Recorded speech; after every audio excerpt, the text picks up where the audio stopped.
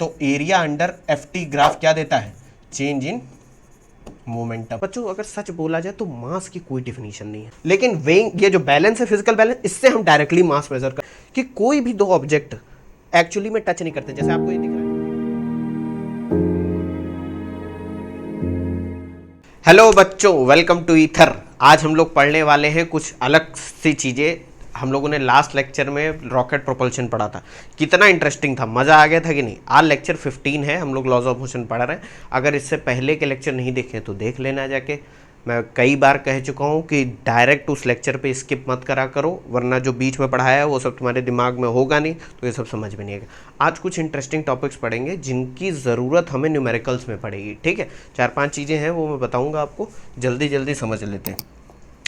देखो, हम लोगों ने मोमेंटम पढ़ लिया था, इम्पल्स पढ़ लिया, फोर्स पढ़ लिया, एक्सेलरेशन, बहुत सारी चीज़ें जान ली। कभी कभी बच्चों क्या होता है कि ग्राफ के माध्यम से हमें बताया जाता है कि मोमेंटम टाइम के साथ कैसे चेंज हो रहा है, और आपसे हो सकता है पूछ लिया जाए कि फोर्स बताओ, फोर्स बताओ। तो अब हम लोग जानते हैं, क्या जानते हैं? According to Newton second law, Newton second law क्या कहता है? अब F equal to M A मत बोल देना, मैं यहाँ मोमेंटम की बात कर रहा हूँ, तो जो जेनेरिक डिफिनीशन है उसकी उस पर जाते हैं। Force acting on a body is equal to rate of change of momentum. तो F इज इक्वल टू हम क्या लिख सकते हैं? F इज इक्वल टू लिख सकते हैं dp/dt। लिख सकते हैं कि नहीं? कह दोगे सर बिल्कुल लिख सकते हैं। अब एक चीज़ बच्चों याद करो, जब हम लोग डिफरेंशिएशन पढ़ रहे थे, अब डिफरेंशिएशन नहीं पढ़ाए तो तुम्हारी सर खुजलाने लगेगा, जाके पढ़ जरूर लेना। उसमें हम लोगों ने इस टर्म की dy/dx का फिजिकल मीनिंग जाना था। फिजिकल मीनिंग ये कहता है कि ये कहीं ना कहीं स्लोप के बारे में बताता है। ये टर्म जो होता है स्लोप बताता है, स्लोप यानी कितना एंगल बना रहा है, उसका tan थीटा बताता है। तो अगर मैं आपसे कहूँ कि हमारे पास एक P वर्सेस T कर्व है, P वर्सेस T, बहुत गंदी तरीके से बना है, थोड़ा अच्छा बनाते हैं इसको। कोई कलर ले लेते हैं, यही तो अच्छा ही है टेक्नोलॉजी में। ये देखो मस्त, लाइन खींचने की भी ज़रूरत नहीं, ठीक है। अब देखो बच्चों, कहने का मतलब है कि मान लेते हैं ये एक मोमेंटम वर्सेस टाइम का एक ग्राफ बना रहे हैं कि मोमेंटम टाइम के साथ कैसे चेंज कर रहा है, और ये ग्राफ हमारा कुछ इस तरीके का आता है। लेट सपोज इस तरीके का आता है। अब मैं आपसे कह दूं किसी पर्टिकुलर पॉइंट P पर या टाइम T पर, मान लो 2 सेकेंड 3 सेकेंड जो भी टाइम है, उस पर आप मुझे फोर्स बताइए बॉडी पर कितनी लग रही होगी। भाई ये मोमेंटम में तो किसी ऑब्जेक्ट का मोमेंटम होगा। तो इस डिफिनीशन के अकॉर्डिंग अगर मैं इस पॉइंट पर एक टेंजेंट डाल दूं, टेंजेंट, तो ये टेंजेंट जो एंगल बना रहा होगा एक्स एक्सिस से थीटा, यही तो हमारा बच्चों डिफरेंशिएशन की डिफिनीशन होती है। इस पॉइंट पर जो ये स्लोप होगा dp/dt is equal to tan theta, ये क्या बताएगा? ये बताएगा फोर्स। बात समझे? तो इस पॉइंट को अगर मैं A कह दूं, यानी एट टाइम t1 मुझे बताना है कि फोर्स कितनी लग रही है। तो अकॉर्डिंग टू ग्राफ आपको क्वेश्चन ऐसा आएगा कि एक ग्राफ दे दिया गया है और आपसे कहा जाएगा कि पॉइंट A पर फोर्स बताओ। इस ग्राफ की कुछ इक्वेशन होगी, मान लो P is equal to 2t³ + 3t ऐसे करके।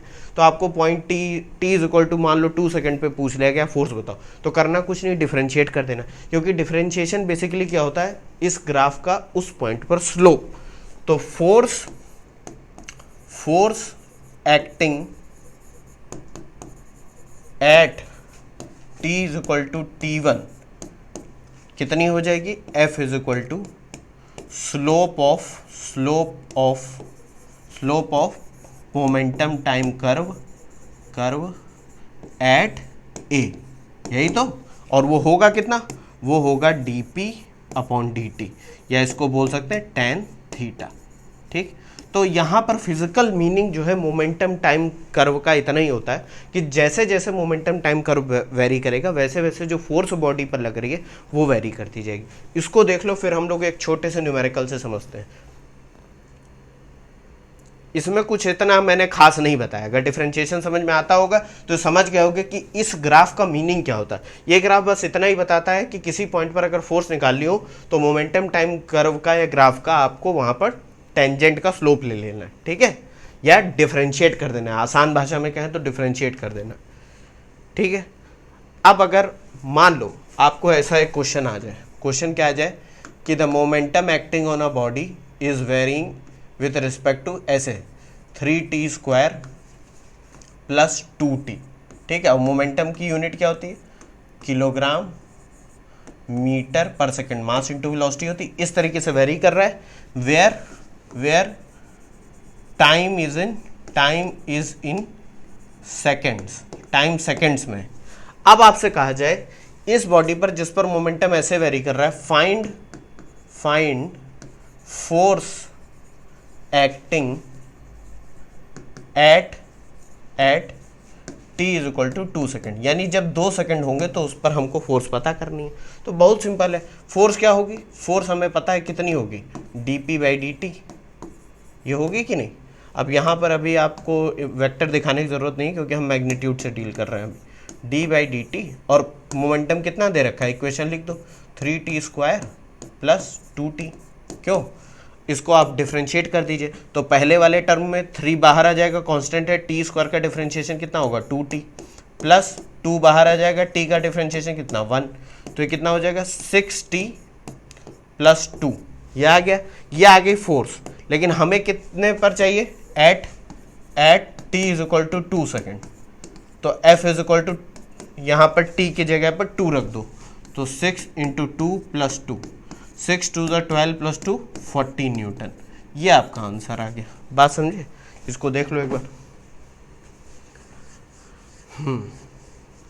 सही करा है डिफरेंशिएशन की नहीं, सही करा होगा, ठीक है। ये सब आसान है कि नहीं, इसमें कुछ बड़ी बात नहीं है। तो हम लोगों ने मोमेंटम टाइम ग्राफ समझ लिया, एक छोटा सा क्वेश्चन देख लिया। अब समझते हैं फोर्स टाइम ग्राफ। इस पर आपको क्वेश्चन हो सकता है ज़्यादा मिल जाए। क्वेश्चन क्या है, पहले तो ये समझते हैं फोर्स टाइम ग्राफ हमें बताता क्या है। तो उसको बताने के लिए सबसे पहले तो हम लोग ड्रॉ ही कर लेते हैं, फोर्स टाइम ग्राफ को ड्रॉ करते हैं। क्या बता रहा है वो सब बाद में देख लेंगे, ठीक है।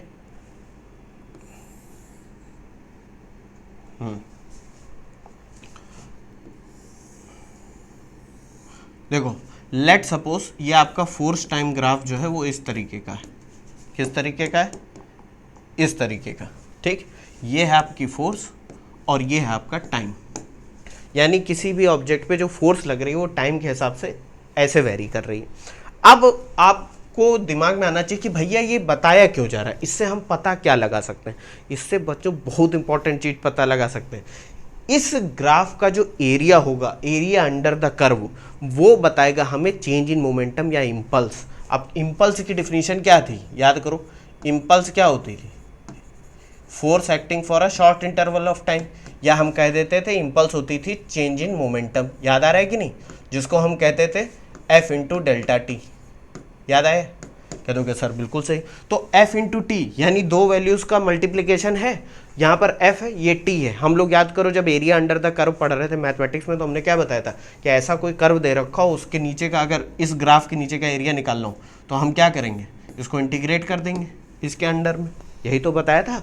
तो अगर मैं आपसे कहूँ कि इम्पल्स क्या होगी, तो इम्पल्स यानी चेंज इन मोमेंटम हमें पता चल जाएगा इंटीग्रेशन से F ऑफ dt।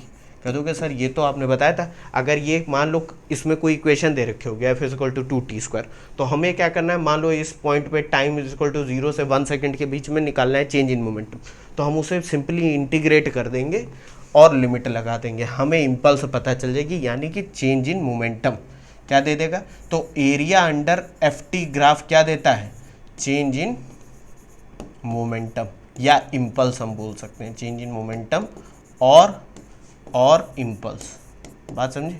अब यहाँ पर जरा आप ध्यान से समझना, यहाँ पर ये जो एरिया है, ये जो ऊपर वाला, ये तो टाइम एक्सिस के ऊपर है, F पॉजिटिव है, तो ये एरिया क्या है, ये एरिया है आपका पॉजिटिव, तो change in momentum delta P ये क्या होगा, ये भी होगा पॉजिटिव, या आई इम्पल्स क्या होगी पॉजिटिव। ये देखो यहाँ पर निगेटिव आ रहा है, तो ये क्या होगा, एरिया आपका निगेटिव है, तो यहाँ पर इम्पल्स जो होगी डेल्टा पी ये क्या होगी, नेगेटिव होगी। बात समझे कि नहीं। यानी यहाँ अगर चेंज इन मोमेंटम निकालोगे तो पता चलेगा कि मोमेंटम बढ़ रहा है, यहाँ पर निकालोगे तो पता चलेगा कि मोमेंटम घट रहा है। इस तरीके से वो डिपेंड करेगा कि क्वेश्चन में कैसे साइन दे रखे हैं। तो ये आप बात समझ गए बच्चों की नहीं। अगर मैं आपसे कहूँ average force acting on a body लगाओ तो क्या होगा, delta P over delta T. ये हम लोग पता कर भी चुके हैं, एक बार हम लोगों ने बात भी करी थी कि भाई D P by D T तो होता है इंस्टेंटेनियस किसी पर्टिकुलर इंस्टेंट पे, लेकिन टोटल टाइम ड्यूरेशन के लिए निकालना हो कि एवरेज फोर्स कितनी लगेगी तो change in momentum upon time interval. इसी इक्वेशन को ध्यान में रखते हुए हम लोगों को पता चला था, इस इक्वेशन को क्या पता चला था कि अगर किसी ऑब्जेक्ट पे फोर्स अगर लग रही है और हम टाइम ड्यूरेशन को बढ़ा दें तो जो फोर्स का इम्पैक्ट होता है वो क्या होता है, कम हो जाता है। मतलब अगर मैं इस बोर्ड पर ये पेन से इसको प्रेस करूं, लॉन्गर प्रेस करूंगा for the same change in momentum, जितना ज़्यादा देर तक इसको प्रेस करूं फोर्स उतनी कम महसूस होगी। और इसका एग्जाम्पल हम लोगों ने कैसे समझा था, क्रिकेट बॉल वाला एग्जाम्पल याद आ रहा है आपको कि जब जो प्लेयर होता है बॉल को कैच करता है तो अपने हाथ पीछे कर लेता है, क्यों, अगर इंस्टेंटली पकड़ लेगा उस बॉल को तो क्या होगा, बॉल का जो इम्पैक्ट है वो विद इन नो टाइम उसका मोमेंटम चेंज हो जाएगा। भाई पहले वेलोसिटी थी फिर जीरो हो गई, तो टाइम एकदम बिल्कुल माइन्यूटली स्मॉल है, तो फोर्स जो होगी उसके हाथ पे बहुत ज़्यादा होगी। अगर वो टाइम को बढ़ा देगा कैच करते वक्त, देखो वो क्या कर रहा है, जो मोमेंटम चेंज हो रहा है उसकी क्वांटिटी ऑफ मोशन जो चेंज हो रही है उसको हाथ को पीछे खींचते वक्त क्या कर रहा है, टाइम को बढ़ा दे रहा है, तो फोर्स जो उसके हाथ पे लग रही है वो कम होगी। ये सब हम लोग डिस्कस कर चुके हैं, एक बार इसको देख लो, बात समझ रहे हो कि नहीं। तो ये भी समझ गए हम लोग। एक छोटा सा क्वेश्चन अपने आप ही बनाकर समझ लेते हैं कि बताना क्या चाह रहे थे। ठीक है, बहुत सिंपल सा है, क्या है कि मान लो एक क्वेश्चन ये देख लेते हैं कि फोर्स जो लग रही है बॉडी पे वो इस तरीके से लग रही है 2t² + 2, इस तरीके से फोर्स लग रही है बॉडी पर। ठीक है, जहाँ फोर्स है आपकी न्यूटन में and time is in seconds. ठीक, find change in momentum from t = 0 to t = 1 second. मतलब हमें क्या करना है, 1 सेकेंड के लिए मोमेंटम चेंज निकालना है अगर फोर्स ऑब्जेक्ट पे ऐसी लग रही हो।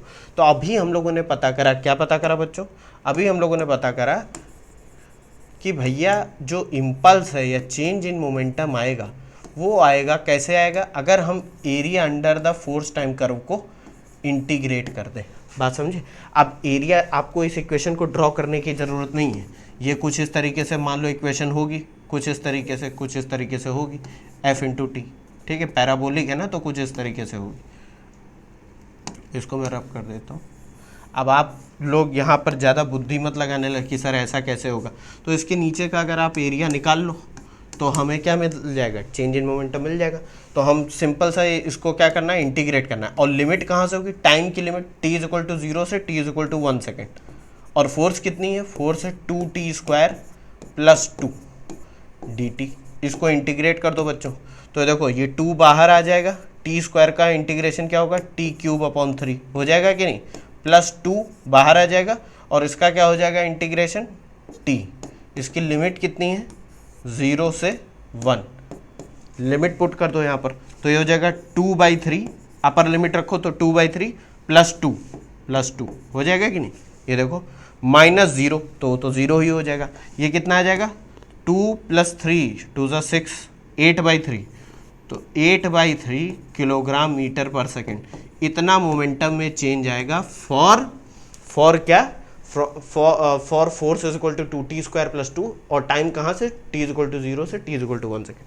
बात समझ गए कि नहीं, यही बताना चाह रहा था। अब आपको ये प्लॉट करने की ज़रूरत नहीं है, आपने इक्वेशन देखी, इंटीग्रेट कर दिया, लिमिट वैल्यू पुट कर दी, आपको चेंज इन मोमेंटम पता चल गया। बात समझे। तो 1 सेकेंड के लिए कितना मोमेंटम चेंज होगा अगर बॉडी पे उतनी फोर्स लगती रहे, 8/3। इसको देख लो एक बार, इसमें कुछ खास था क्या, नहीं था। कह दोगे सर तो बता क्यों रहो, बच्चों बताऊंगा नहीं तो कह दोगे कि लो ये तो छुड़वा दिया, ये बताया नहीं, अब हम 2 लाख रुपए देंगे तब पढ़ेंगे जाकर। ठीक है, देख लिया। चलो अब ये कुछ फोर्सेस के बारे में जान लेते हैं। अब कहोगे सर इतनी बार तो आपने फोर्सेस बता रखी हैं, बार बार क्यों बताते रहते हो। देखो इन फोर्सेस का यूज़ हमें आगे चल के न्यूमेरिकल्स में करना है। इतने न्यूमेरिकल आएंगे, उनमें ये सब टर्म आ जाएंगे तो तुम्हारा दिमाग ख़राब हो जाएगा कि स्प्रिंग फोर्स क्या होती है, ये टेंशन क्या होता है, ये सब नहीं होना चाहिए। तो थोड़ा थोड़ा इंट्रोडक्शन हम लोग ले लेते हैं और वेट और मास के बारे में थोड़ा ज़्यादा डिस्कशन करेंगे, इसमें बहुत कन्फ्यूज़न होता है बच्चों। ठीक है, चलो 1 मिनट का रेस्ट ले लेते हैं। रेस्ट में कुछ बात करते हैं एआई की। मुझे बहुत इंटरेस्ट आता है जब मैं ये देखता रहता हूँ ना, वो वीडियो आते रहते कि ये एआई टूल यूज़ करा, वो एआई टूल यूज़ करा, इससे वीडियो बना दिया, इमेज बना दी। उसको देखकर मुझे बच्चों ये लगता है कि जिस एरा में अभी हम हैं, जिस टाइम में हम लोग अभी जी रहे हैं, उसमें कितना अच्छा है कि हम इतने लकी हैं कि हम उस आज के टाइम पर हमें सिर्फ इमेजिन करना है, हमें ज़्यादा मेहनत भी नहीं करनी। आपको ये पता हो कि कौन सा एआई टूल है और आपकी इमेजिनेशन अच्छी होनी चाहिए, बस आपको प्रॉम्प्ट देना है, मेहनत वो खुद कर देगा। बात समझ रहे हो कि नहीं? तो आज के टाइम पे अगर मुझसे कोई कहे कि एआई जो है हमें खा जाएगा और आगे चल के हमें पीछे कर देगा, एआई ओवरटेक कर देगा, वो उसका तो मुझे नहीं पता, लेकिन अभी का इतना पता है कि अगर हम अपनी इमेजिनेशन यूज़ करें तो हम बहुत अच्छी अच्छी चीज़ें बना सकते हैं एआई का यूज़ करके। जैसे आप ही देखो कितने सारे एआई हैं जिसमें क्या कहता है कि टेक्स्ट टू इमेज जनरेट कर दो, टेक्स्ट टू वीडियो जनरेट कर दो, ये सब आता रहता है ना। तो मैं सोचता हूँ कि जनरेट तो वो कर देगा, लेकिन बताना तो आपको ही पड़ेगा ना कि क्या जनरेट करना है। तो अगर आप ऐसे इमेजिन कर सकते हो कि मान लो डायनासोर्स के पास वो टेक्नोलॉजी होती कि वो अर्थ से भाग सकते जब एस्टेरॉइड गिरने वाले, तो वो किस तरीके के रॉकेट बिल्ड करते या बनाते। तो ऐसा आपने प्रॉम्प्ट वहाँ पर डाला कि भाई डायनासोर्स को रिप्रेजेंट करो मेकिंग रॉकेट, और वो अर्थ छोड़ के जा रहा है। तो ये सब सोचना पड़ेगा ना, ऐसे तो बन नहीं जाएगा। चलो बेकार की बातें बहुत हो गई। Common forces in mechanics.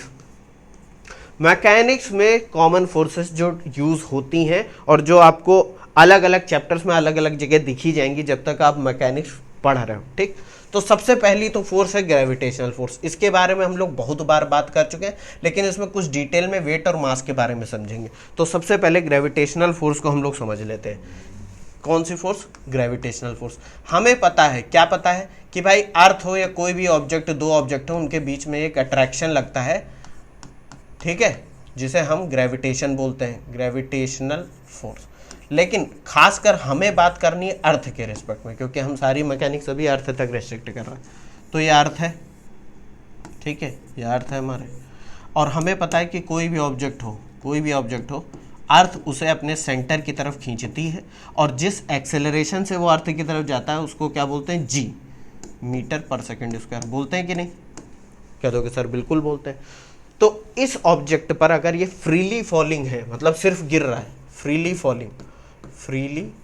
Falling, तो फ्रीली फॉलिंग का मतलब क्या होता है कि अभी हम इस पर एयर ड्रैग और ये सब नेग्लेक्ट कर देंगे।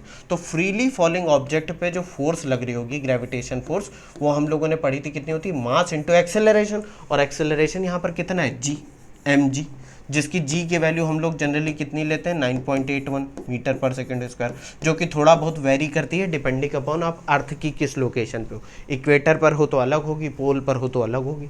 ये हम लोग सब डिस्कस कर चुके हैं। तो ये तो होगी भैया कि ग्रेविटेशन फोर्स उस पर लगेगी कितनी। अब बात आती है कि वेट क्या होता है। देखो बच्चों, यही तो बात है कि वेट की डिफिनीशन और मास की डिफिनीशन में बच्चे बहुत कंफ्यूज होते हैं। सबसे पहले मास समझ लेते हैं। ये m क्या है? बॉडी का मास है। तो कुछ बच्चे यहाँ पर होंगे, उनको सबको पता होगा कि मास की डिफिनीशन क्या है। हम लोग पढ़ भी चुके हैं यूनिट मेजरमेंट में, क्योंकि एक फंडामेंटल क्वांटिटी है। मास के बारे में हम लोगों ने पढ़ा था कि it is the quantity of matter contained in the body. ठीक है, क्वांटिटी ऑफ मैटर। अब बच्चों मैं आपको, क्योंकि हम इतने लेवल पे आ चुके हैं कि ये सब बातें मैं आपसे कर चुका हूँ, इतना सब पढ़ लिया है बच्चों, अगर सच बोला जाए तो मास की कोई डिफिनीशन नहीं है। अभी तक साइंटिस्ट और जितने भी फिजिसिस्ट हैं वो मास की डिफिनीशन नहीं जान पाए कि मास बेसिकली है क्या, किसी ऑब्जेक्ट में मैटर आ कैसे जाता। मास की फंडामेंटल डिफिनीशन किसी को नहीं पता है। हम लोग डेली लाइफ में क्या सोचते हैं कि इसका शेप, साइज, वॉल्यूम, डेंसिटी, ये मास के इंडिकेशन होते हैं, लेकिन ऐसा है नहीं। तो मास की कोई फंडामेंटल डिफिनीशन नहीं। ये जो हम लोग बोलते हैं ना क्वांटिटी ऑफ मैटर, तो भैया quantity of matter itself is a mass. तो तुम कैसे डिफिनीशन में उसको ला सकते हो? बात समझ में आ रही है? लेकिन चलो इस लेवल पे हम लोग बोल देते हैं quantity of matter contained in the object. ठीक है, और इसकी यूनिट क्या होती है, ये सब हम लोग डिस्कस कर चुके हैं। यूनिट होती है किलोग्राम, एसआई यूनिट, या ग्राम यूनिट होती है इसकी, ठीक है, ग्राम्स, चलो वो सब नहीं लिखेंगे, किलोग्राम लिख देते हैं। और ये एक स्केलर क्वांटिटी है, ये भी पता होगा, ये सब हम लोग डिस्कस कर चुके हैं। ये स्केलर क्वांटिटी है, कोई डायरेक्शन नहीं होती। और मास कांस्टेंट रहता है, अभी इस लेवल 12th लेवल की फिजिक्स में मास कांस्टेंट रहता है, ठीक है, मास चेंज नहीं होता है। तो मास अगर आपको 5 kg यहाँ पर है, तो मान लो दिल्ली में 5 kg है तो मुंबई में भी 5 kg होगा, यूएस में भी 5 kg होगा, चंद्रमा पर भी 5 kg होगा, हर जगह 5 kg होगा, वो चेंज नहीं होगा। तो मास के बारे में आप लोग समझ गए क्या होता है। अब जो कंफ्यूजिंग पार्ट है वो है वेट। वेट में क्यों लोग इतना डिफरेंस होता है कि भाई वेट क्या है। अब वेट की जनरल जो आप लोग डिफिनीशन देते हो वो क्या देते हो कि भाई weight is a measure of gravity acting on the body, ठीक है, बॉडी पर जितनी ग्रेविटी लग रही है वेट उसका मेजर होता है। क्या होता है, it is a measure of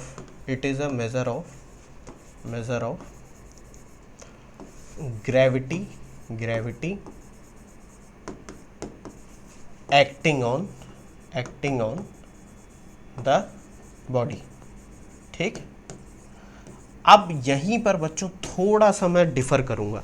gravity तो होती है, ठीक है, तो वेट को अगर हम लोग W से रिप्रेजेंट करें तो ग्रेविटी ऑब्जेक्ट पे कितनी लग रही थी, ग्रेविटी ऑब्जेक्ट पे कितनी लगती है भाई। ये मान लो तुम हो, ये अर्थ की तरफ आ रहे हो, ठीक है, ये कैसी अर्थ बना दी है भाई, ये अर्थ की तरफ तुम खींचे चले आ रहे हो, तो हमें पता चला कि g एक्सेलरेशन है, तो वेट इसका कितना होगा, m इंटू जी, यही तो होगा। और इसकी यूनिट क्या होगी, न्यूटन यूनिट होगी। कहते हो कि सर यही वेट होता है, हम लोग 9th से यही पढ़ते आ रहे हैं, 9th क्या छोटे क्लासेस से भी यही पढ़ते आ रहे हैं। बच्चों वेट तो ये होता है, बात समझो, तुम अर्थ की तरफ खींचते चले आ रहे हो, ये तो ग्रेविटी है। तुमको वेट, खुद का वेट कैसे महसूस होता है। मान लो मैं कहीं स्पेस से छलांग मारूं और नीचे गिर रहा हूं, तो क्या मुझे वेट महसूस होगा, नहीं होगा बच्चों, उसके बारे में हम लोग बाद में पढ़ेंगे। वेटलेसनेस महसूस होगी, हमें लगेगा वेट ही नहीं, बस ऐसे तैर रहे हैं हम लोग, बात समझ रहे हो। तो वेट कब आता है, वेट तब आता है जब आप ऑब्जेक्ट को रोक दो, उसको गिरने ना दो, बात समझ रहे हो। कि जैसे मान लो ये पेन है, इसको मैं ऐसे छोड़ दूं तो ये तो फ्रीली फॉल हो रहा है ना, ग्रेविटी तो लग ही रही है इस पर, ग्रेविटी तो हमेशा लगेगी अर्थ पर है। लेकिन वेट इसको कब महसूस होगा, वेट इसको तब महसूस होगा जब ये मेरे हाथ पे रुका रहेगा, बात समझ रहे हो कि नहीं। तो वेट को हम ऐसे भी समझ सकते हैं कि वेट ऑब्जेक्ट को तब महसूस होता है जब उसके ऊपर एक ऐसा रिएक्शन लग रहा हो जो उसे गिरने ना दे, फ्रीली फॉल होने ना दे। तो वेट की एक जनरल डेफिनेशन ये भी बोली जा सकती है, weight is a force required to keep a body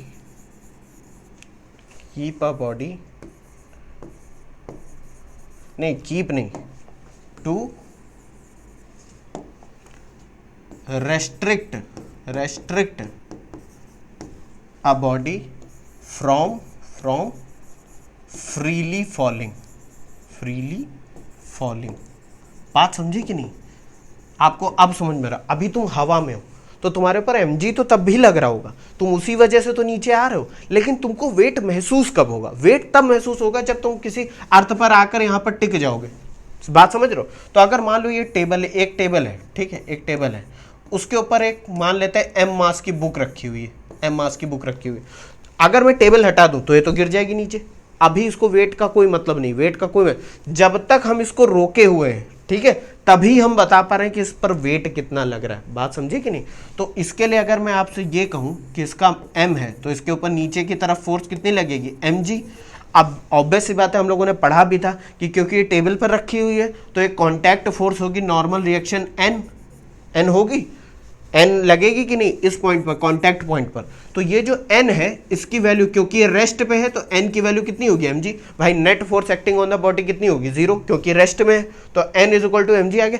ये जो n है जो हमारे ऊपर रिएक्शन आ रहा है उस सरफेस की वजह से, इस टेबल की वजह से, ये वेट को दिखाता है, बात समझ में आ रही।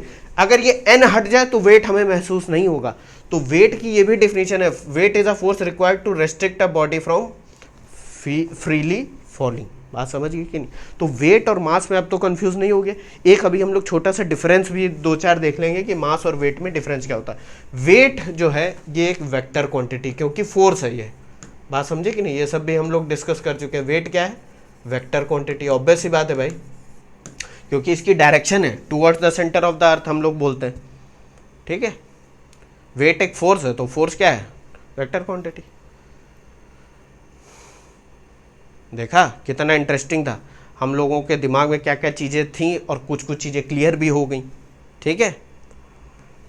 अब बात आती है कि मास और वेट में डिफरेंस, डिफरेंस क्या है बच्चों, ये बहुत अच्छी बात है। ये समझ गए तो सब समझ जाओगे, वेट और मास में कभी कंफ्यूज नहीं होगे। Difference, difference between mass and weight. Weight पहला, इसमें हम लोग 2 कॉलम बनाते हैं, ठीक है, 2 कॉलम बनाते हैं। मास के लिए मैं लिखता हूं पहला, mass remains constant, mass remains constant. अभी के लिए इस लेवल पे जो फिजिक्स पढ़ा रहे हो उसमें मास क्या है, कांस्टेंट। वो जगह चेंज करने पे मास चेंज नहीं होगा। लेकिन वेट जो है, weight can vary with gravity, weight can vary with gravity, या प्लेस टू प्लेस पे वेरी कर सकता है। जहाँ पे ग्रेविटी कम लगेगी वहाँ वेट कम होगा, जहाँ ज़्यादा लगेगी वहाँ ज़्यादा होगा। देखो वेट में एक टर्म आता है एम जी, तो जी की value earth through out the earth क्या है, कांस्टेंट नहीं, और वो चांद पे लेके जाओगे वहाँ पर अलग हो जाएगी, मंगल ग्रह पे अलग हो जाएगी। तो वेट वेरी करता है लेकिन मास उतना ही रहेगा। बात समझ रहे हो, मास क्या है, एक स्केलर क्वांटिटी है, ठीक है, ये एक वेक्टर क्वांटिटी, ठीक है। फिर क्या है, एक और definition, mass can not be zero.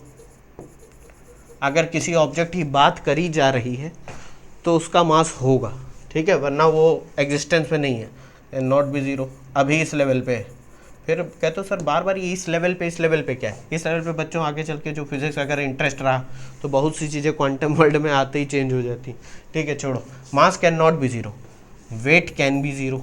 Weight zero कहते हो सर वेट का यहाँ से जीरो हो जाता है, बच्चों जब ग्रेविटी जीरो होगी तो वेट जीरो हो जाएगा। बात समझ लो, वेटलेसनेस, ठीक है, वेट महसूस ही नहीं हो रहा है। वेट जैसे स्पेस में वेट कैन बी जीरो। बात समझ गए कि नहीं, ठीक। एक यहाँ पर और मैं पॉइंट बोलूँगा, it is measured by, it is measured, इसको मास को कैसे नापोगे, it is measured by physical balance. ये बच्चों क्वेश्चन बहुत अच्छा होता है कि फिजिकल बैलेंस से क्या मेजर। अभी तक बच्चों को छोड़ो, बड़ों को कन्फ्यूजन होता है कि जो हम लोग वेट मेजरिंग वेइंग मशीन होती है, जैसे आप सब लोग बहुत लोग एक्सरसाइज करते होगे तो हो सकता है वेइंग मशीन खरीद रखी हो, या दुकान में जाते होगे तो देखते होगे जो इलेक्ट्रॉनिक मशीन आ रही है उस पर रखता है, और जो भी आपको आलू खरीदो आलू रखा उसने बता दिया, तो मास बताता है कि वेट बताता है। कितना कन्फ्यूजन होता है, अभी आज हम लोग जान जाएंगे कि क्या बताता है। It is measured by physical balance, और यहाँ पर लिख सकते हो it is measured by spring balance. हालांकि ये डिफिनीशन, ये जो पॉइंट मैं बता रहा हूँ ये एक हद तक सही है, अभी सब समझा दूंगा मैं आपको, ठीक है। इसको देख लो एक बार, कितना इंटरेस्टिंग है। आप कहोगे सर वो तो समझ में आ गया, लेकिन आप ये जो मेज़र करने की बात बता रहे हो ये क्या बता रहे हो, अभी समझाता हूँ। अब देखो यहाँ पर, ये आप लोगों ने बच्चों ये इंस्ट्रूमेंट देखे होंगे, जैसे आपके घर पे अगर एलपीजी सिलेंडर्स आते हो तो पहले जो, अब तो शायद नहीं लाते वो क्या है कि स्प्रिंग बैलेंस लेकर आते थे, वो आपको वेट करके दिखाते थे कि देखो सिलेंडर का वेट उतना ही है जितना होना चाहिए, ठीक है, तो ये एक स्प्रिंग बैलेंस होता। अब यहाँ पर देखो ये पत्थर इस पर लटका हुआ है, इसका वेट ये मेज़र कर रहा है, ठीक। अब बात आती है कि कौन क्या मेज़र करता है, ये हमें समझना है। ये एक वेइंग पैन है, वेइंग पैन में क्या करते हैं हम लोग, वेइंग पैन में हम लोग क्या करते हैं, एक जिस मास को आपको मेज़र करना है, मान लो आपको आलू, ठीक है, पोटैटो, इसका वेट करना है, तो एक पैन में आप पोटैटो रख दोगे, ठीक है, मान लेते हैं इसका मास है MP, ठीक, और एक पैन में आप एक नोन वेट रखोगे, जिसका नोन मास रखोगे जो आपको पता है, ये होगा स्टैंडर्ड मास, इसको हम लोग MR से रिप्रेजेंट कर देते हैं, रेफरेंस, ठीक है, रेफरेंस।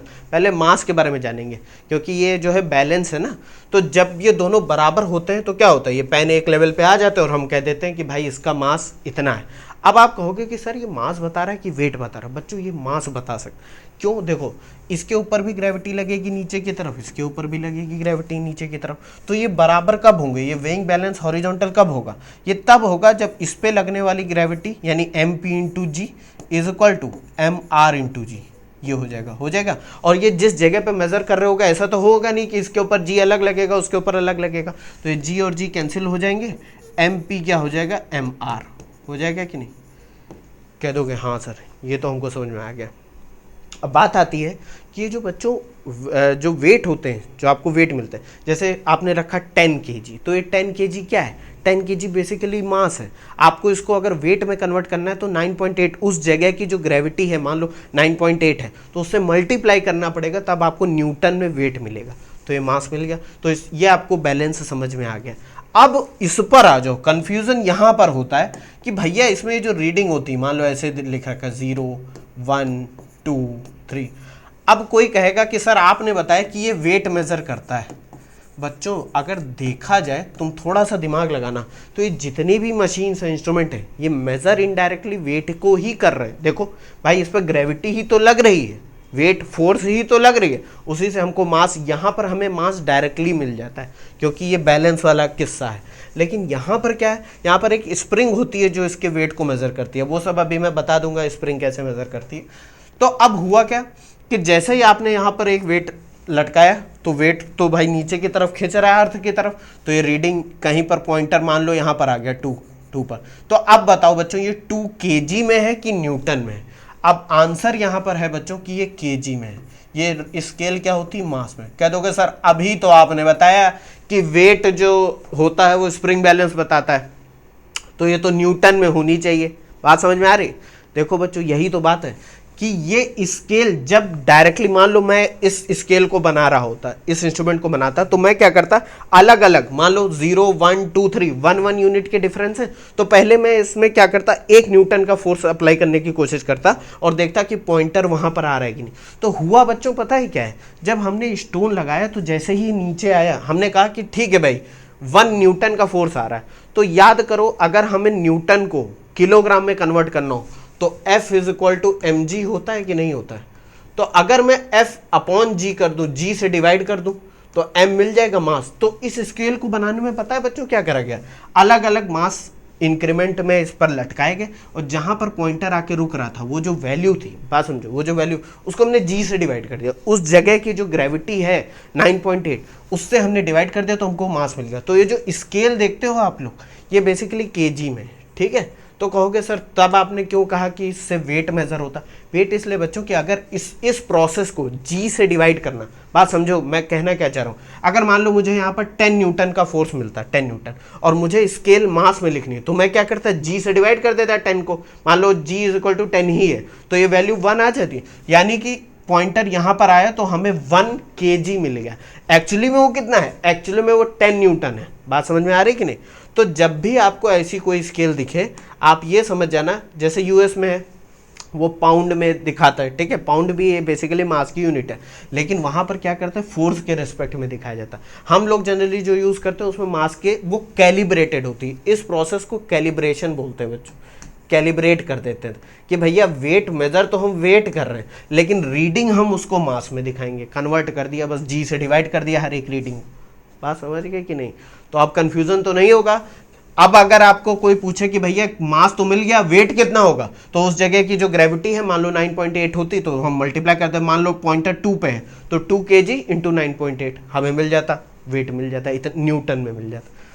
तो इसको देख लो बच्चों, आप कंफ्यूज तो नहीं हो गए। लेकिन कोई आपसे पूछ ले अगर कि क्या किससे डायरेक्टली मेजर होता है, तो स्प्रिंग बैलेंस से डायरेक्टली तो वेट ही मेजर होता है, हम उसको चेंज कर देते हैं इनडायरेक्टली मास में। बात समझ में आ रही कि नहीं? लेकिन वेइंग, ये जो बैलेंस है फिजिकल बैलेंस, इससे हम डायरेक्टली मास मेजर कर सकते हैं क्योंकि इक्वेट करके जी जी कट जाता है, M P is equal to M R. बात समझ गए? इसमें कंफ्यूज मत होना बच्चों। अब अगर मान लो ये, अब देखो यहां पर इंटरेस्ट कैसे आएगा, इंटरेस्ट इस बात पे आना चाहिए कि अगर ये स्केल, मान लो मैं इंडिया में बैठा हूं, ये स्केल मैंने यहां पर बनाई, ये इंस्ट्रूमेंट मैंने यहां पर बनाया, तो यहां मान लो जी की वैल्यू भाई 9.8 है, तो मैंने क्या करा, 1 न्यूटन का फोर्स अप्लाई करा, जी से डिवाइड करा और एक रीडिंग लिख दी भाई इतना किलोग्राम, फिर थोड़ा और वेट बढ़ाया, फिर एक रीडिंग लिख दी इतना किलोग्राम, फिर एक रीडिंग लिख दी इतना किलोग्राम, लेकिन जी की वैल्यू इस जगह पे कौन सी। अगर मैं इसी स्केल को पोल पे लेके जाऊं तो पोल पे मान लो जी की वैल्यू थोड़ी ज्यादा है 10 है, तब क्या होगा, ये रीडिंग गलत देने लगेगा। अगर ये मास स्केल में है तो रीडिंग गलत देने लगेगा। क्यों गलत देने लगेगा, वहां जाते ही होगा क्या कि भैया तुमने तो जी से जो डिवाइड करा था वो यहां पर करा था इंडिया में, लेकिन जैसे ही मैं पोल पे गया, नॉर्थ पोल पे गया, वहां पर जी की वैल्यू ज्यादा है तो वेट ज्यादा दिखाने, रीडिंग ज्यादा दिखाने लगेगा। बात समझ रहे हो, तुमको दिखाएगा 2 लेकिन एक्चुअली वहां पर कितना है, ज्यादा है। बात समझे, ये चीज समझने वाली बात है कि अगर स्प्रिंग बैलेंस की स्केल मास में है तो अलग अलग जगह चेंज करने से वेट को आपको अलग अलग मिलने लगेगा, मास अलग अलग मिलने लगेगा। ठीक है, तो हमें मोटा मोटी हम क्या समझे, फिजिकल बैलेंस से मास मेजर कर सकते हो डायरेक्टली, वेइंग और स्प्रिंग बैलेंस से वेट मेजर कर सकते हो, लेकिन रीडिंग उसकी मास और वेट दोनों में हो सकती है। जनरली हम लोग को यूनिट मास में दी जाती है, वो कैलिब्रेटेड यूनिट होती है। ठीक है, ऑलरेडी हम जी से डिवाइड कर चुके होते हैं उसको। ठीक, अब हम लोग पढ़ते हैं एक दूसरे टाइप की फोर्स, कॉन्टैक्ट फोर्स। इसके बारे में हम लोग पढ़ भी चुके हैं, लेकिन फिर से एक बार थोड़ा सा डिटेल में हम इसको जानते हैं कि एक कॉन्टैक्ट फोर्स क्या होती है। कॉन्टैक्ट फोर्स, देखो याद होगा बच्चों, हम लोग जब पढ़ रहे थे फंडामेंटल फोर्सेस या टाइप ऑफ फोर्सेस, तो उसमें हम लोगों ने जाना था कि कॉन्टैक्ट फोर्सेस, जैसे कि नाम बता रहा है कि जो कांटेक्ट पे, बॉडीज के कांटेक्ट पे आने पे जो फोर्सेस जनरेट होती है उनको कांटेक्ट फोर्सेस कहते हैं। अब आपको याद होगा बच्चों, हम लोग जो फंडामेंटल फोर्सेस पढ़ रहे थे कि कोई भी 2 ऑब्जेक्ट एक्चुअली में टच नहीं करते। जैसे आपको ये दिख रहा है ना, मेरे हाथ टच हो रहे हैं, तो ये टच नहीं हो रहे हैं। माइक्रोस्कोपिक लेवल पे क्या है कि एटम्स के ऊपर आउटर शेल पे इलेक्ट्रॉन्स हैं, न्यूक्लियस है, ये चार्ज पार्टिकल है। तो जैसे ही हमारे हाथ पास में आ रहे हैं, ये रेपेल कर रहे हैं। बात समझ रहे हो, तो हमें ये जो फीलिंग आ रही है टच की, ये बेसिकली इस रिपल्शन के वजह से आ रही है। लेकिन अगर माइक्रोस्कोपिक लेवल पे जाके देखोगे, एटॉमिक लेवल पे, तो ये टच नहीं हो रही है, ये सेपरेट ही है। बात समझ गए। तो किसी भी कॉन्टैक्ट फोर्स की जो जनरेशन होती है वो क्यों होती है, इलेक्ट्रोस्टैटिक या इलेक्ट्रोमैग्नेटिक फोर्स की वजह से, अट्रैक्शन और रिपल्शन बिटवीन द पार्टिकल्स। बात समझ में आई, ये हम लोग जान चुके हैं। लेकिन मैकेनिक्स में हमको माइक्रोन लेवल पे जाना ही नहीं है, हमें तो ऊपरी सतह पे देखना है। तो कॉन्टैक्ट फोर्सेस बच्चों 2 टाइप की थी, याद करो। एक थी हमारी नॉर्मल फोर्स, तो नॉर्मल फोर्स को जनरली समझ लेते हैं। अब ये नॉर्मल वो वाला नॉर्मल नहीं है, सामान्य वाला नॉर्मल, मतलब परपेंडिकुलर फोर्स। तो जब 2 कॉन्टैक्ट सरफेसेस होती हैं, उनके बीच में एक परपेंडिकुलर फोर्स होती है। ठीक, अब वो होती क्या है वो समझ लेते हैं। जैसे इसका एग्जाम्पल हम लोगों ने समझा था, एक बुक ओवर द टेबल। एक टेबल है, ठीक है, उसके ऊपर एक बुक रखी हुई है, एक बुक रखी हुई है मान लो, या कोई मास रखा हुआ है जिसका मास ये m है। ठीक, अब अगर मैं इसका फ्री बॉडी डायग्राम बनाऊं, ये ग्रेविटी पर लगेगी भाई, अर्थ पर है तो ग्रेविटी तो हमेशा लगेगी। तो अगर मैं फ्री बॉडी डायग्राम पहले ब्लॉक का बनाऊं, फ्री बॉडी डायग्राम बच्चों याद आ रहा होगा, एक ऐसा डायग्राम जो कि ये बताता है कि कितनी फोर्सेस ऑब्जेक्ट पे लग रही हैं। तो अगर मैं इसको अलग कर दूं, इसको अलग कर दूं, फ्री बॉडी डायग्राम में हमें उस बॉडी को अलग करना पड़ेगा। ठीक है, तो मास को अलग कर दिया और टेबल यहाँ पर है इस तरीके से। अब कहोगे सर ये तो उठा दिया आपने, उठाया नहीं है बच्चों, ये आपको समझाने के लिए मैं बता रहा हूँ कि कौन कौन सी फोर्सेस लगेंगे। अब बच्चों ध्यान से समझो, ये m, इसके ऊपर एक ग्रेविटी नीचे की तरफ लग रही है, तो ये mg तो नीचे की तरफ लगेगा ही। कह दोगे सर बिल्कुल लगेगा। अब ये चीज़ बच्चों ध्यान रखो, जब ये कॉन्टैक्ट में है तो कॉन्टैक्ट में किस पॉइंट पर है, कॉन्टैक्ट में है वो इस पॉइंट पर, ये वाले पॉइंट पर। तो यहाँ पर कॉन्टैक्ट की वजह से क्या होगा, इसके ऊपर, ये टेबल के ऊपर क्या करेगी, अपना वेट डालेगी। तो ये टेबल क्या करेगी, टेबल इसके ऊपर एक फोर्स ऊपर की तरफ लगाएगी। एक्शन, एक्शन कहाँ हो रहा है, टेबल के ऊपर, तो इसका रिएक्शन कहाँ जाएगा, इस बॉडी पर। ये रिएक्शन इस पॉइंट पर होगा, इसको हम लोग बोल देंगे n, नॉर्मल रिएक्शन, या इसको नॉर्मल फोर्स या नॉर्मल रिएक्शन भी बोलते हैं। बात समझ में आ रही है। और ये क्यों आता है, कॉन्टैक्ट की वजह से आता है। ठीक, परपेंडिकुलर टू द सरफेस है, इसलिए नॉर्मल बोला जा रहा है। अब कहोगे सर ये तो समझ गए, लेकिन टेबल पे भी तो इफेक्ट है इसका। भाई टेबल, जब एक्शन रिएक्शन प्रिंसिपल क्या कहता है कि जब टेबल इस पर फोर्स लगा रही है, और टेबल कैसे क्यों फोर्स लगा रही है, क्योंकि मास नीचे जाना चाह रहा है और टेबल उसको रोक रही है। तो टेबल जब इस पे फोर्स लगाएगी n, तो इस टेबल पर भी इक्वल एंड अपोजिट फोर्स लगेगी, वो क्या होगी, वो भी n होगी। कह दोगे सर ये क्या बता रहे हो, ये n तो mg होना चाहिए। अभी वो सब हम लोग जब मैकेनिक्स देखेंगे तो वो सब समझ में आ जाएगा कि ये तो वेट ही लग रहा है। अब इनका अलग अलग हम लोग प्रॉपर डायग्राम बनाए अगर, तो ये क्या हो गया, इस पर एक वेट लग गया mg और एक नॉर्मल रिएक्शन होगी n। ये तो हो गया किसका, इस ऑब्जेक्ट का। और टेबल का अगर फ्री बॉडी डायग्राम बनाए अलग से, तो टेबल का फ्री बॉडी डायग्राम में बस एक फोर्स हमें दिखाई देगी एन। कह दोगे सर ये तो ठीक है, अब हमें समझा दो। जैसे ही इस ऑब्जेक्ट को यहाँ पर रखोगे, मान लो अभी तो अलग कर दिया, तो एन एन कैंसिल आउट हो जाएगा और आपको सिर्फ mg फोर्स दिखने लगेगी, और वही दिखनी भी चाहिए। अगर आप इसको अलग नहीं करोगे तो नॉर्मल फोर्स नहीं समझ में आएगी। बात समझ रहे हो कि नहीं? कह दो कि अलग करने का क्या मतलब, फिजिकली अलग करना? फिजिकली अलग करना नहीं, इस फोर्स को आपको देखना है अगर, तो हमें देखने के लिए इसको आइसोलेट करना पड़ेगा। बात समझ में आ रही? अब आप कहोगे सर ये दो अलग अलग एन क्यों आ गया, आप डायरेक्टली यहाँ पर mg क्यों नहीं दिखा रहे हो? भाई इसका वेट टेबल पे पड़ रहा है, वो अपने आप आ जाएगा बच्चों। एक्शन रिएक्शन हमको दिखाने के लिए एन ऊपर और एक एन नीचे दिखाना पड़ा। बात समझ गए? यहाँ पर अगर आप देखो ये ब्लॉक रेस्ट में है, तो रेस्ट में है तो net force acting on the object कितना होना चाहिए? 0। यही तो न्यूटन का सेकंड लॉ है। तो यहाँ पर अगर ये ऊपर वाले पॉजिटिव ले लें, नीचे वाले नेगेटिव ले लें, तो N minus mg is equal to क्या हो जाएगा? 0। तो n इज इक्वल टू क्या हो गया? mg। तो देखो आपको n की वैल्यू पता चल गई कितनी है? mg, वेट के बराबर है, और होनी भी चाहिए भाई, ये बैलेंस में तभी तो रहेगी। तो यहाँ पर देखो n is equal to mg, यहाँ पर भी आ गया भाई, n की वैल्यू तो पता चल गई। तो अब देखो जो आप लोग सोच रहे तो प्रूफ भी हो गया कि भाई इस पर वेट ही तो एक्ट कर रहा है टेबल पे। तो भैया हम कहाँ कह रहे हैं वेट नहीं एक्ट कर रहा है, mg एक्ट तो कर रहा है, लेकिन वो आया क्यों? क्योंकि ये n आ गया। जैसे ही कॉन्टैक्ट में आया नॉर्मल रिएक्शन आ गई। और वो नॉर्मल रिएक्शन क्यों जनरेट होती है ये सब बार बार सोचने की जरूरत नहीं। फंडामेंटल लेवल पे, माइक्रोस्कोपिक लेवल पे इलेक्ट्रॉन और न्यूट्रॉन, ये जो आपके न्यूक्लियस है, ये सब रेपेल कर रहे हैं, इसलिए ये नॉर्मल रिएक्शन डेवलप हो रही। बात समझ गए? तो इसको समझ लो। और एक कंडीशन बस ये होती है कि ये स्मूथ सरफेस है और किसी तरीके का रिलेटिव मोशन नहीं। रिलेटिव मोशन, मैं इस ब्लॉक को इसके ऊपर खिसका नहीं रहा हूँ, बस ये सिंपली रखी हुई, तभी नॉर्मल रिएक्शन सिर्फ देखने को मिलेगी, वरना एक और फोर्स जनरेट होती है, उसके बारे में भी बात करेंगे। ये होती है परपेंडिकुलर टू द सरफेस। एक अभी फोर्स देखेंगे कॉन्टैक्ट फोर्स, जो कि होती है पैरेलल टू द सरफेस। ये देख लो एक बार। ठीक है। अब दूसरी जो बच्चों फोर्स होती है वो कौन सी होती है? दूसरी कॉन्टैक्ट फोर्स है आपकी, आप लोगों ने पढ़ा भी है, फ्रिक्शन फोर्स। फ्रिक्शन, अगर आपकी सरफेस स्मूथ नहीं है और ऑब्जेक्ट रिलेटिव मोशन करने की टेंडेंसी रखता है, रिलेटिव मतलब ब्लॉक अब सिर्फ रखी नहीं है, मैं इसको खिसकाने की कोशिश कर रहा हूं इसके ऊपर, तो क्योंकि ये सरफेस स्मूथ नहीं है, एक रेजिस्टेंस, अगर मैं इसको इधर मूव करूंगा तो इसके ऊपर एक रेजिस्टेंस लगेगा पीछे की तरफ, इसको आगे नहीं बढ़ने देगा। ठीक है, इस फोर्स को फ्रिक्शन फोर्स कहते हैं। और इसका कारण भी माइक्रोस्कोपिक लेवल पे देखोगे तो वही सब इलेक्ट्रॉन प्रोटॉन है, वो हम लोग जब फ्रिक्शन पढ़ेंगे तब समझ जाएंगे। अभी बस सिंपल कॉन्सेप्ट जान लो कि अगर मान लो ये जो ब्लॉक रखी हुई थी m मास की, किसके ऊपर? टेबल के ऊपर। ठीक है, अगर मैं इसको खिसकाने की कोशिश करूं और इसके ऊपर एक फोर्स F लगाऊं, मान लो कैपिटल F, और मैं कहूं अब इसका फ्री बॉडी डायग्राम बनाओ, और ये सरफेस अब स्मूथ नहीं है, ये रफ है। ठीक है, इतनी स्मूथ नहीं है, क्योंकि स्मूथ सरफेसेस पे फ्रिक्शन नेग्लिजिबल होता है।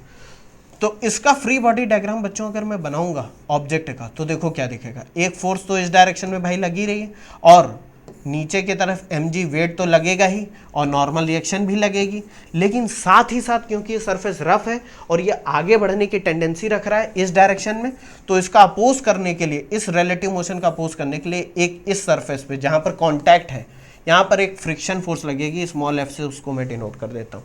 ये क्या है बच्चों? ये है फ्रिक्शन। ठीक है, अब आप लोग कहोगे सर आपने इसका तो फ्री बॉडी डायग्राम बना दिया, लेकिन इसका टेबल का नहीं बनाया। बच्चों वो मैं इसलिए नहीं बना रहा हूँ क्योंकि जब हम लोग फ्रिक्शन पढ़ेंगे तो थोड़ा डिटेल में जानेंगे। अगर मैं अभी आपको बना के दिखाऊं तो मैं सिंपल सा क्या करूँगा, इस पर ज़्यादा दिमाग मत लगाना, क्योंकि हम लोग बाद में पढ़ने वाले हैं। नॉर्मल रिएक्शन तो लगेगा ही एक, जिसकी वैल्यू mg के बराबर है, ये अभी भी mg ही है। ठीक है, इसके ऊपर फ्रिक्शन फोर्स हो जाएगी ऐसे, अपोजिट डायरेक्शन। कह दोगे सर ऐसे कैसे हो गया या अलग अलग कैसे हो? देखो बच्चों, बहुत से बच्चे कंफ्यूज होते हैं, इवन बड़े बड़े बच्चों को मैंने देखा है, क्या करते हैं वो फ्रिक्शन में कंफ्यूज हो, उनको लगता है friction is resistance to motion. नहीं, friction is resistance to relative motion. Relative motion मतलब एक दूसरे से कितना मोशन कर रहे हैं। अब मान लो ये जो ब्लॉक और टेबल है एक साथ मूव कर रहे होते तब कोई फ्रिक्शन ना आता, लेकिन ये ब्लॉक टेबल के ऊपर मूव करना चाह रहा है इसलिए फ्रिक्शन आया। बात समझ गए? अब जरा ध्यान से समझते हैं, इस टेबल के रिस्पेक्ट में ये ब्लॉक आगे जा रहा है तो इसलिए फ्रिक्शन इस डायरेक्शन में, लेकिन इस ब्लॉक के रिस्पेक्ट में ये टेबल क्या है, ये पीछे जा रहा है कि नहीं जा रहा है, तो टेबल पे फ्रिक्शन किधर जाएगा? आगे जाएगा। देखो यहां से सोचने की कोशिश करो कि मैं आगे जा रहा हूं, तो ये देखो ये क्या हो रहा है, इस टेबल के रिस्पेक्ट में समझो, ये क्या हो रहा है, पीछे जा रहा है कि नहीं, तो इस पर फ्रिक्शन कैसा होगा, आगे की तरफ होगा। बात समझ गए कि नहीं। इस चीज़ पर अगर दिमाग अभी नहीं लगा है तो मत लगाओ, वो हम लोग फ्रिक्शन पढ़ेंगे तो डिटेल में समझ लेंगे, ठीक है। इसको भी देख लो। देखा, मज़ा आया कि नहीं। कह दोगे सर मज़ा तो आया लेकिन बहुत ज़्यादा है। ज़्यादा कुछ नहीं है, बहुत सिंपल है ये। एक तीसरे टाइप की फोर्स, कांटेक्ट हो तो समझ गए। ये सब फोर्सेस बच्चों यूज़ में आएंगे आपको, इसीलिए मैं इनका इंट्रोडक्शन दे रहा हूँ। स्प्रिंग फोर्स, कह दोगे सर ये कौन सी फोर्स है। अब बच्चों स्प्रिंग क्या होती है आपने देखा ही होगा। स्प्रिंग क्या होती है, स्प्रिंग कह दोगे सर ऐसे ऐसे होती है, वो बात अलग है, स्प्रिंग बहुत टाइप की होती है। अब स्प्रिंग में क्या होता है आपने देखा होगा, अगर मैं इसको कंप्रेस कर दूँ, ऐसे कंप्रेस कर दूँ, ऐसे दबा दूँ, ऐसे हाथ से मान लो इसको मैं ऐसे प्रेस कर दूं, तो क्या होगा आपने देखा होगा, इसको छोड़ते ही ऐसे उठ जाएगी, खुल जाएगी। स्प्रिंग बच्चों एनर्जी स्टोर करती हैं पोटेंशियल एनर्जी के फॉर्म में, और जैसे ही आप इसको दबाते हो ये एनर्जी रिलीज होती है और ये अपने ओरिजिनल शेप में आना चाहती है। बात समझो, अगर आप इसको इस तरीके से कंप्रेस कर दो, ठीक है, इस तरीके, तो जैसे ही हाथ हटाओगे क्या होगा, खुल जाएगी। और आपने नोटिस करा होगा, आप जब इसको प्रेस करते हो तो आपके हाथों पर एक फोर्स लगता है, इसको ही स्प्रिंग फोर्स करते हैं, स्प्रिंग फोर्स कहते हैं। ये अपोजिट डायरेक्शन में लगता है। मान लो इस तरीके से समझते हैं, ये एक फिक्स पॉइंट है और यहाँ पे ये एक स्प्रिंग है, इसकी कुछ फ्री लेंथ है। फ्री लेंथ मतलब ये अभी दबी नहीं है, इसको कंप्रेस या एलोंगेट नहीं करा गया। अगर मैं इसको इस तरीके से कंप्रेस कर दूं, ठीक है, ऐसे मैंने इसको कंप्रेस कर दिया, कितने एक्स डायरेक्शन, इस डायरेक्शन में एक्स वैल्यू से कंप्रेस कर दिया, तो बच्चों होगा क्या, ये स्प्रिंग जिस डायरेक्शन में डिस्प्लेसमेंट है उसके अपोजिट डायरेक्शन में एक फोर्स लगाएगी जिसको बोलेंगे spring force, F S spring force बोल दो, ठीक है। तो जिस डायरेक्शन में आपने इसको प्रेस करा उसके अपोजिट डायरेक्शन में देखो इसने क्या करा, एक स्प्रिंग फोर्स लगाई। और उसी तरीके से अगर मैं इसको इलोंगेट करूं मतलब कि खींच दूं, ठीक, तो कितना खींचा मैंने, लगभग इस डायरेक्शन में मान लो मैंने y यूनिट खींचा या x यूनिट ही कह दो, तो अपोजिट डायरेक्शन में फोर्स लगेगी एफ एस। तो जब आप इसको कंप्रेस कर रहे हो ऐसे, तो स्प्रिंग फोर्स क्या है, अपोजिट डायरेक्शन में ऊपर की तरफ। जब इसको खींच रहे हो तो स्प्रिंग फोर्स क्या है, अंदर की तरफ। तो जिस डायरेक्शन में डिस्प्लेसमेंट है उसके अपोजिट डायरेक्शन में इस फोर्स को रीस्टोरिंग फोर्स बोलते हैं। क्या बोलते हैं, रीस्टोरिंग फोर्स। रीस्टोरिंग इसलिए क्योंकि ये फोर्स क्या करती है, स्प्रिंग को अपनी ओरिजिनल पोजीशन में लाने की कोशिश करती है, रीस्टोरिंग फोर्स, ठीक है। और ये होती कितनी है, ये होती है बच्चों -kx। कह दोगे सर ये क्या बता दिया, x तो हो गया डिस्प्लेसमेंट, यानी ये जो इसकी फ्री लेंथ है इसको फ्री लेंथ बोलते हैं। फ्री लेंथ यानी कि जब उसमें किसी भी तरीके का कंप्रेशन या इलोंगेशन नहीं। फ्री लेंथ से जब इसको दबाओगे या इलोंगेट करोगे तो जितना भी डिस्प्लेसमेंट होगा वो होगा x। माइनस साइन क्यों है, अभी आपको बताया कि जिस डायरेक्शन में डिस्प्लेसमेंट होता है, जिस डायरेक्शन में कंप्रेस कर, उसके अपोजिट डायरेक्शन में फोर्स लगती है। इसको इधर दबाओगे तो फोर्स लगेगी इस डायरेक्शन में, खींचोगे उस डायरेक्शन में x को तो फोर्स लगेगी इस डायरेक्शन में। बात समझे, इसलिए माइनस। अब ये k क्या है, k को बोलते हैं बच्चों, ये बहुत इंपॉर्टेंट टर्म है, इसको बोलते हैं स्प्रिंग कांस्टेंट, स्प्रिंग कांस्टेंट, या इसको बोलते हैं, जो कि दिखाता क्या है, इसकी यूनिट होती है बच्चों न्यूटन पर मीटर। अब आप खुद ही सोचो, x को नीचे ले जाओ, अगर फोर्स न्यूटन में है तो x क्या होगा मीटर में, तो न्यूटन पर मीटर आ जाएगी। ये इट शोज स्टिफनेस। कह दोगे सर ये स्टिफनेस क्या है, स्टिफनेस बच्चों जो इसका लिटरल मीनिंग है कि कितनी ज़्यादा स्प्रिंग रिजिड है, वो वहाँ पर कितनी ज़्यादा रहना चाहती है। अगर k की वैल्यू बहुत ज़्यादा है, k क्या दिखाता है, force required to cause unit change in length.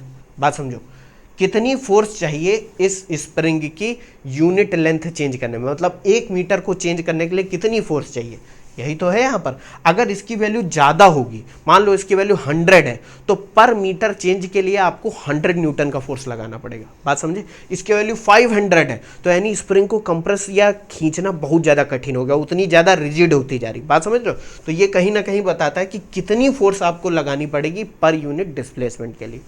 तो यही होती है बच्चों स्प्रिंग फोर्स। और इसका भी जो मॉलिक्यूलर लेवल पे ये फोर्स डेवलप क्यों होती है, मॉलिक्यूलर लेवल पे इसका भी कारण होता है इलेक्ट्रोस्टैटिक और इलेक्ट्रोमैग्नेटिक फोर्सेस।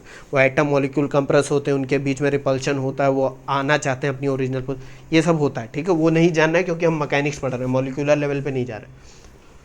ठीक है। स्प्रिंग कांस्टेंट क्या होता है? Force required to cause unit displacement. समझ गए?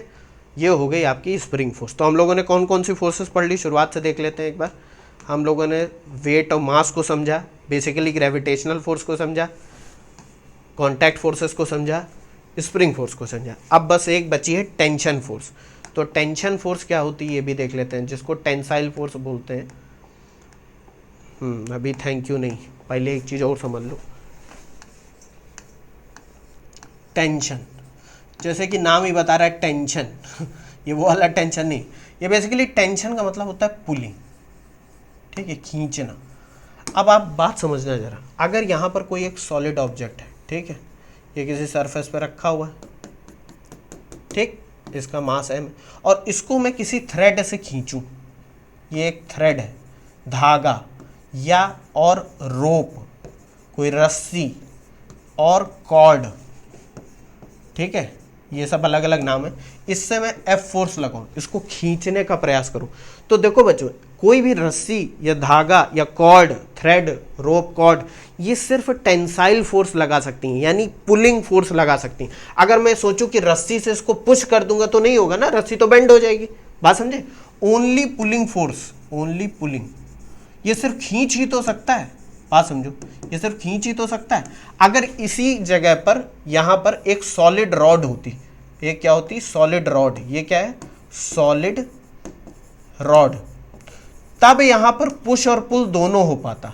आप पुश भी कर सकते हो, पुल भी कर सकते, इसको खींच भी सकते हैं और इसको इधर भी प्रेस कर सकते हैं। लेकिन यहां पर इधर तो खींच सकते हो, ठीक है, जैसे ही इधर जाओगे तो वो तो स्लैंग हो जाएगा ना, ऐसे ऐसे कुछ होगा ही नहीं, कोई फोर्स ही नहीं ट्रांसमिट होगी।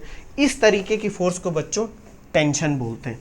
बात समझ गए? अब कह दो कि सर ये बता क्यों रहे हो, अभी बताता हूँ, सब समझ में आ जाएगा।